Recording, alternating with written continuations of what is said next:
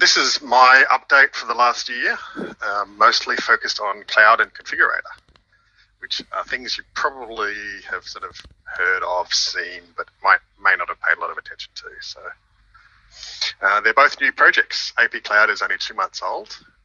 Ardu Configurator was sort of started 11 months ago, May last year, and they're web technologies that are sort of in part of the ecosystem, but not really, in the Autopilot itself.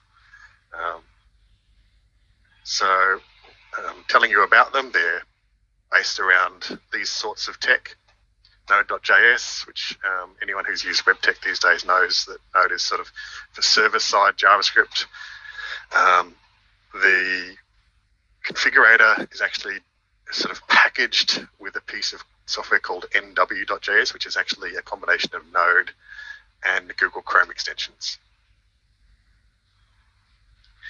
Ardu Configurator, what is it? It's a configuration tool for Ardupilot. So it's designed for new users to get people configuring their Autopilot from the I've just received a board to I have firmware to I want to set up the right frame type and put the right vehicle on and get the right outputs, and to be as easy as we can possibly make it, and to be written using modern web technology. And it's a fork of the INAV configurator, which is a fork of the Betaflight configurator, which I've got some shots of below. But that's basically what it's about. And now I want to give you guys a quick demo of it before I go on to the next slide. So if you just give me 5 seconds to start up a configurator. Magic happening on the other screen. Insert software here. You seeing that now?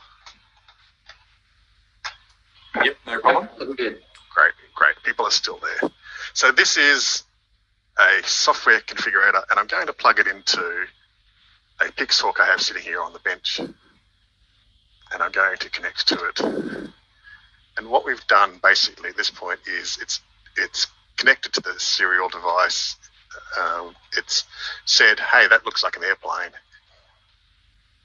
And it's decided that because it's probably an airplane, that on the setup screen we can have pre-arm checks that have passed or haven't passed. We can have battery information.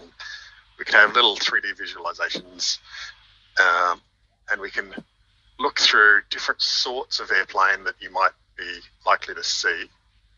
So, for example, is it a Bixler style airplane? If I just grab the Pixhawk, by the way, and tip the Pixhawk, it tells you that the visualizations move.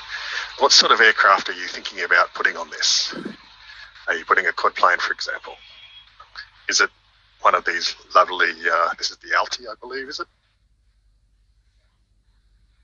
Or maybe you're thinking about doing a bit of a classic aeroplane, something like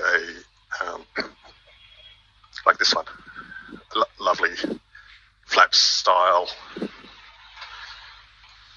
Gives users good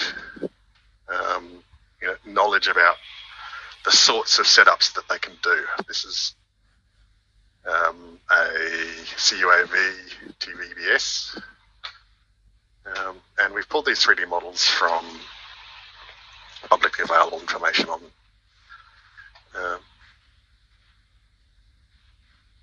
and the idea is to give users hey, this is the sort of plane I've got.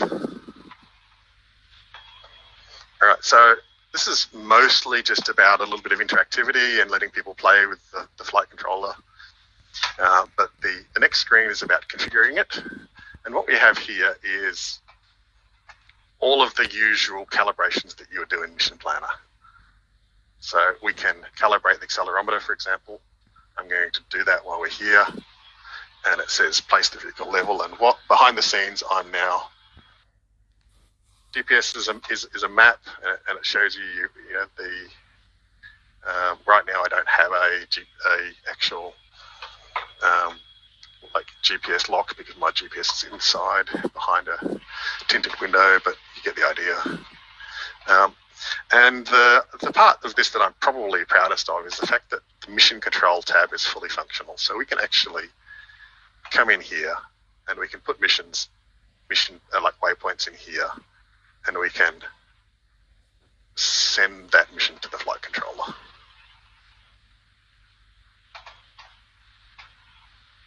So we can also look at individual waypoints, and we can decide to change them. We want to make this first one a takeoff, and we want to make the last one a landing, for example. You can do that sort of thing. So we've just got the ability to save it to the flight controller. We can also go read from the flight controller, and this is basically clearing what you have, talking to the flight controller and pulling the flight controller information here. And you can show that we've got some waypoints in here that may or may not be entirely accurate. But it's the GUI works, the Mavlink backend to it works, the reading and writing to the Autopilot works. We've got the ability to edit waypoints. We've got some return to home capabilities that's a little bit it's INAV-ish, but we can at least edit and send stuff. And the sensor screen lets us see, I'm going to pick up the Autopilot now and wave it around, and you can get the idea that things are happening here. And it's graphing the stuff across the top. So that's basically where we are at with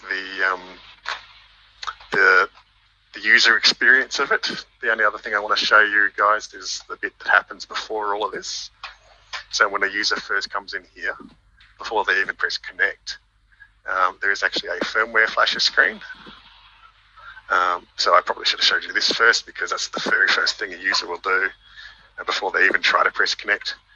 But we can go in here and we can say it's an Ardu plane and it's a Pixhawk 1 or something, FMU V2. Let's choose that. And we can say, okay, so let's choose the latest 4.3, and it's an APJ file. That's great. And we could then go load firmware online, and it says, show me the information about that. And it actually has gone and fetched that particular APJ from the internet, and it's showing us information about what's in it down here. I could then flash the firmware by pressing the making sure the flash on connect, and then unplug it and replug it. But you guys don't need to see me flash a Pixel from here, do you? You kind of get the idea. And it's just sort of a little bit slower to flash